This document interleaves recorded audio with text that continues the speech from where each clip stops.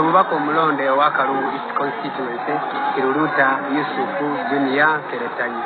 Ekyamazima sinze nayagadde okujja wano kubanga obuwanguzi bwonna bubadde kusaidia yange right from day one. Ndi musajja Muganda era ezimu ku ngero bajjajjaffe ze baagera nzigoberera nnyo. Bajjajja batugamba nti emiti emito gye gikumiza ekibira naye ate bajjajja be bamwera batugamba nti ekito ekitava ku ssengejjero kifuuka wankindo. So kaakati mu buufu obwo nandyagadde nandinyumiddwa nnyo mulesi eno nenvuganya ne mwannyinaze Nannyanzi bwe tuyinza okuba nga obaolyawo tuvuganya mu myaka naye bwe nvuganya ne jjajjange nina musooka omuwa ekitiibwa naye ate jjajja omuzzukulu yakima amazzi emugga jjajja atuula waka n'atuma. Nambuza nti ffe tutegeera egyo emizannyo tugiraba mu baana bato. Bobi Wine aliwa Gavumenti emanyi omwami Kyagulanyi simanyi naye abuzaabuza mbu ate lumu ali Gomba ate mbu ali Nairobi ze simanyi bituufu bana yali mu bikisi bitegeera atulaza akatamika bituufu yabadde Gomba bw'aba yabadde Gomba Kyagulanyi ave mu firimu jangu nkwekole gavumenti wetesobola butamanyawo Gomba. Butereevu nkwaniriza nate ku Focus TV okulina okwirangula ebyo najjo sinzidde okulaba Focus TV okola kyamanyi nnyo. Thank you so much. Breaking news omukulu Keretanyi Kiruluta Junior awangudde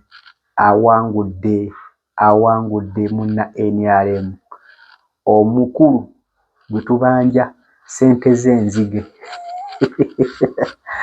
Amawulire ge tulina olunaku olwaleero ye petition ebaddewo bawaddewo okubala akalulu recount mu Kalungu East eyo nno ewali Keretanyi ng'ali wamu ne Ssempijja Bamulangaki. Oyo nno yafugako Kalungu yakulemberako Kalungu almost ebisanja nga 2 if I'm not mistaken.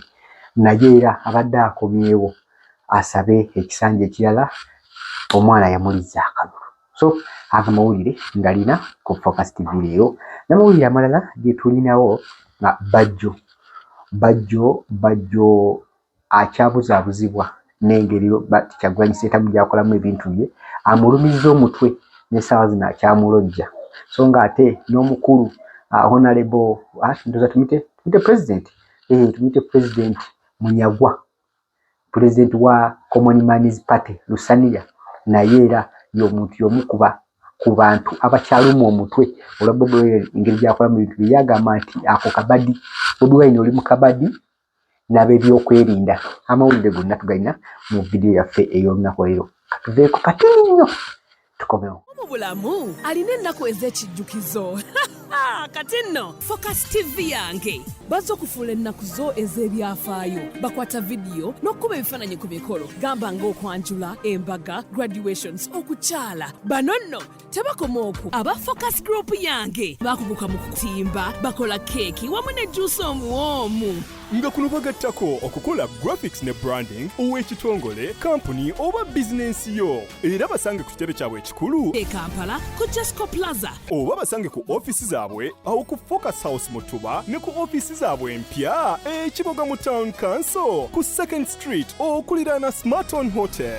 Ebisingawo bakubire ku simu zaabwe 0757 133 162 oba 0789 020 gwali ku Facebook ne Instagram kebera Focus Group yange ate ku YouTube beba Focus TV yange. Butereevu nkwaniriza ku Focus TV amawulire gambe ge tulina agasanyusa eri abo bannakalungu East abakira ne balonda Keretanyi Kiruluta Junior okumulonda kubwa MP owa Kalungu East omwaka 2026 essanyu libabutikidde oluvannyuma lw'okubalibwa obw'okuddamu okubala obululu okubaddewo kooti tweyasalawo okukola ennaku z'omwezi za 27 leero mu ssaawa awo nga 11:12 babadde bamaliriza naye ekimu ku bisinze okuleetera omusango guno n'ogukomya like okubeera nti nno gumwanguyidde mu box era nga wekyali wa Ssebungu Gozaga mu box omubadde ezibadde zirina okubalibwa mugiddemu box nga terina seal. Omulamuzi n'abagamba bano ebintu bye nabagambye nti obaawo kyonna kyonna ekiremesa seetaba mu kubala balamuzi beeri sibanyi baba mu nsi ki agambye nedda naye era nayagala bangire okukakasa ne bagenda mu kubala still obuwanguzi ne budde wa Nkeletanyi. Nkeletanyi y'omu ku bavubuka abato abaze mu Parliament 2026-2031 ng'omugatta ne Maseruka Robert owa Mukono. Bano bonna bali mu age almost ekyali wansi newankubadde nga Maseruka ate ye muto kwono, naye bonna bato, very brilliant, small body big brain. Katulabe story ye Kalungu. Nze omubaka omulonde owa Kalungu East Constituency Kiruluta Yusufu Junior Nkeletanyi. Ekyamazima sinze nayagadde okujja wano kubanga obuwanguzi bwonna bubadde ku saidi yange right from day one. It is not even my journey, but it was a dream okuva eri Katonda gye nafuna as early as 2006 when I was in P7. Kati buli kimu kyonna kyonna abalwana nakyo, they are not fighting with me, they were fighting with God. Kubanga nange ntambula olugendo lw'essaatandika wabula Katonda yalutandika mu nze nga nkyali mwana muto. Bwe njukira bwe nali nfaanana mu 2017 omukutu gwange gwa Facebook on 21st October nengenda neteekayo nti bamulanga kisempija ne Lumaluma wiyamwetereze kwa 2026 ntitya oluvannyuma lw'okubanga baali bakutte ku constitution ya Uganda. Ekyo nekigenda ku record naye wali nkujjukiza ekiri tekyali ku record 2026 ne 2017 nekigenda ku record Facebook page yange. Natudde nentunula neŋŋamba Mukama n'olutalo si lwange wabula lwo. Era byonna ntuse mu kooti nga buli kimu kyonna kyonna ekiriwo kooti yadde teyina nagenda maaso na bikawunti okusinziira ground zonna ze twagiwadde. Nentula bwe nti neŋŋamba nentula nga there was nothing, totally nothing left for me. Neŋŋamba anyway Mukama yegwe amanyi olugendo lwange. Bw'obanga walutegeka 2026 walina ensonga lwaki walumpa nga nkyali muto. Nobadde tewalutegeka era still nja kukkiriza n'ekyo ekinaba kivuddeyo. Nenzira maaso g'amawulire neŋŋamba singa applicant tayina kye yateekayo mu box nsaba baddemu bamubale bw'abanga yawangula atwala obuwanguzi bwe mateeka. Ne bw'abanga yalina kye yateekamu nsaba Mukama intervening and frustrate everything. Kubanga naye yennyini bw'abanga yawangula yabadde yeetaaga obwenkanya bwe mbanga saawangula kubanga abalonzi abalonda tugenda na majority ne baba yansingako akalulu kamu yandibadde akola kyalangirira. Neŋŋamba kati bigenze mu maaso mu mikono gya Katonda kubanga ekkooti ez'oku nsi z'abantu nange ng'omuntu nkoze kyenkoze ate ne bye bakoze gye sibadde sibimanyiiko ate era sibinaako buyinza ne mbirekera Katonda. Ne bafulumya box ne bafulumya bwentu nga ninze babale. My surprise box emu nga nkutufu neŋŋamba ekitegeeza essala yange Katonda yagirabye olimu kye babadde baakukusa kubanga enjovu tebagiddira mu kutiya era wonna wonna woogiyisa bagiraba nti eyo njovu ate ente tebagivugira kagaali oba onoogiyisaawa. Kikitegeeza nti ekituufu kisigala kituufu n'ekikyamu kisigala kikyamu regardless ani akikoze. Nze mbadde mu mativu na kyonna ekyandivuddeyo nga kibadde mu mazima na bwenkanyi. Weewaawo ono applicant agambye nti addayo mu kooti still era nayo nja kumumeggerayo. I just want to tell him that he is fighting with what he doesn't know. He's fighting with me mundabe yiye, but in real sense ali mu kulwanagana na Katonda. Nze sajja mbyabufuzi kubanga nali njagala nnyo olwokuba nali mbyegomba nnyo wabula mbibeeramu kubanga ne bwe mbyewala bisigala bimpita. It is my calling. To him it is a business. Guno mulimu kyemuva mulaba afiirawo. Yoyo omukulu Nkeletanyi Junior era ng'ali ku kibiina kya NUP kya Muwakadi n'ajjayo omukulu gwe bayita Katabazi yafugayo ekisanja kimu n'amugjayo. So era obuwanguzi abututte. Congratulations Kalungu East, congratulations NUP, congratulations Nkeletanyi Junior Kiruluta. Mukama akasigale ng'ali naawe mugeni maaso. Vidiyo endala gye tulina y'omukulu Bajjo. Omukulu Bajjo ono Alfonso avuddengayo yeyita professor ng'ayogera ebigambo bingi olunaku olwaleero. Waliwo vidiyo gy'akoze ng'agamba nti Bobi Wine waba ali mu Uganda tasobola kulemwa Museveni kumukwata. Bobi Wine waba ali mu ggwanga Uganda nga ddala akakasa mwali ali mu kazannyo na byakwerinda era nga munneera.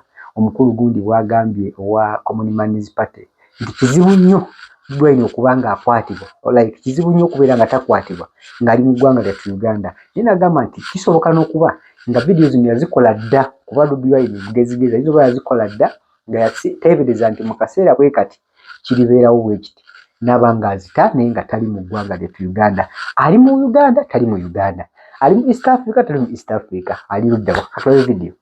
Aliwa Mwami Kyagulanyi. Kyagulanyi simanyi naye abuzaabuza mbu ate lumu ali Gomba ate mbu ali Nairobi ze simanyi bituufu bana yali mu bikisi bitegeera. Atulaza akatamika. Bituufu yabadde Gomba. Atulaza akatamika. Bwaba yabadde Gomba Kyagulanyi ave mu firimu jangu nkwekola. Government we tesobola butamanyawo Gomba. Mpozi nga bikadde yabikwata dda. Bweba bituufu nga Kyagulanyi ali Uganda ajja kulowooza bana Uganda tazanya firimu ne muhoozi. Anti jo yatugenda. Ekyo nakyakimanyi. Yaiseke Gomba. Tacho giyita firimu. Government tesobola kubulwa Katonda muguno obanga wekwese mu mazzi wansi. Ekunoonya yo. Museveni ye Ruto. Museveni ye mukyala we Tanzania. Museveni ye afuga Juba. Museveni ye Kagame. Toyina nsi gy'oyinza kwekanga mu East Africa ne batakwata. Tokiddangamu ekyo kungu. Mayiza amazima genjogera gabaluma ganchayo abantu. Museveni ng'akwagala kungu. Amanyi nandewe yagyoyambadde. Bw'aba akwetaaga. Nenze nawo firimu gye sitegeera. But I think he's being smart. Nkiddamu. He's being smart here. Nkiddamu kungu. Nze Mukasa Alifunsi. Banzi kaseta bajjo mukono. Buvulagiza wa Museveni okuma Kyagulanyi nga mulamu. Museveni alina ebitongole bino wammanga kungu. Alina ISO, alina ESO, alina CMI, alina CID, alina Crime Intelligence, alina UPDF, ebitongole bya security. Tasobola kubanga otuzungira mu Uganda ne batakwata aga Katonda mu ggulu. Naye yo Tito jaji Nkidamu. Age yayiseeko egomba. Nkidamu. N'asanga road blocks. Naye kati Kyagulanyi ayinza okuba akola bukodyo bw'amagye ng'abalimba nga teyayiseeyo. Ne yeebaza. Kyagulanyi ayinza okukikola okubuzaabuza entambula ze. Presidential candidate ayinza okulimba. Asobola okirimba. Panga Kyagulanyi yaga kuyiga buyekere yeyita omuyekere omuyekere bwati bwakola. Okimanyi nti Museveni yali balimba nti yafuuka kapa. Gaga kungu tokimanyi njagala omuntu akuba essimu. Kyagulanyi ayinza okuba nga ali mu America nga alaga government nga yagala kuba bituli mu security. So gaye baba ali Uganda. Baba ali mu Uganda nga dakitufa ali Uganda Kyagulanyi ali muzanyo ne Museveni. Naye nze sinakikkiriza nze nyizo kolooza ali mu America oba ayina ensi gyalimu nga alaga security. Kati wakanye ebigambo bye. Ebigambo bibyo. Kakati anti ayinza okukikola okusanja waliwo kibayita reverse psychology. Okulaga abantu nti security ya Uganda nafu naye banga kitufu mbu ali awo Gomba. Kunja ongo itaga kubabi.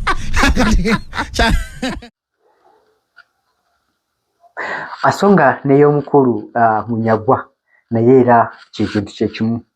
Wabula mu nsonga ya Munyagwa eno erabika nga alinamu obulumi bambi ng'omuntu fadikiri presidential candidate munne bali bavuganya mu kaluke kamu newankubadde nga bids oba scores oli yalina waggulu nnyo ku ye. Wabula agamba nti poliisi n'amagye tegasobola kuba nga noonya Robert Kyagulanyi ne gamubulwa okuleka nga bali mu kkobaani bali mu kuzannya jangu kwekule. Naye tujjukire bano ebadde kazannyo. Omuntu n'ogenda mu maka g'omuntu n'omenyaamenya ebyamenyebwa byonna nga byalaba vidiyo zaabiraga n'aba ne security nga tokkiriza na baluganda gendayo. Anyway kaba kazannyo Mukama yamanyi naye katulabe vidiyo ya Munyagwa. Honorable Bwani atambula eggwanga lyonna nga buli MP amugezesa. Honorable Bobi Wine. Vimba mulya nyama vimba. Nyiga mulya nyama nyiga, mulya nyama nanyiga. Ndinda koyaga katize Bobi Wine. Nyiga mulya nyama nyiga. Vimba mulya nyama vimba. Okay, vimba mulya nyama vimba. Vimba mulya nyama vimba. Nyiga mulya nyama nyiga. Mubalaga bakambwe. Nyiga Munyagwa nyiga. Na nyiga mbubakambwe. Obukambwe buli wakati. Mwenya Munyagwa. Tewali okumwenya. So what is happening? Kati ekiriwo bali mu exit. Take accountability. Honorable Bobi Wine yandibadde akola ki kuwa abantu be direction. Nti bannaye bye nasuubiza tebisoboka naye tukole kino. Owulira muganda wange. Ogenze otadde ebiboozi helikopita empambye ate kati nziruse awaka wodduka gwabanja. Ogamba obanja buwanguzi. Atodduka teraga tugenda kukwata. Atoganziruka atuddukira ki. Anti yagamba bamunonye. Ani kati kankubuuze kungu. Nakyo kati interrogating ekikomye wano. Omanyi procedure munamawulire bweru gyayitamu okugikwata mawulire mu ggwanga. Erimu ebintu bingi. Okimanyi nti yeetaaga clearance okuva mu media council bagiyita muyina gundi ya media council. Media council manyi yeetaaga temporary permit. Olowooza ova bweru no practice nga mawulire wano. You can't. kakati munamule wali Jazira dajja wano ne bamuwa permit najja nga anoonya Kyagulanyi nakubira abakuli okumpi owulya muganda wange nombabulira wemuli gavumenti katemanyi navuga emmotoka nebikamera byabwe mulimu nakusanga ngayo gavumenti temanyi anti era kibaddewo nga temanyi nowa BBC naye nakunoonya era kibaddewo naye nafuluma nga temanyi nafuluma n'agenda nomwoza nti ffe tutegeera egyo emizannyo tugiraba mu baana bato Bobi Wine aliwa gavumenti emanyi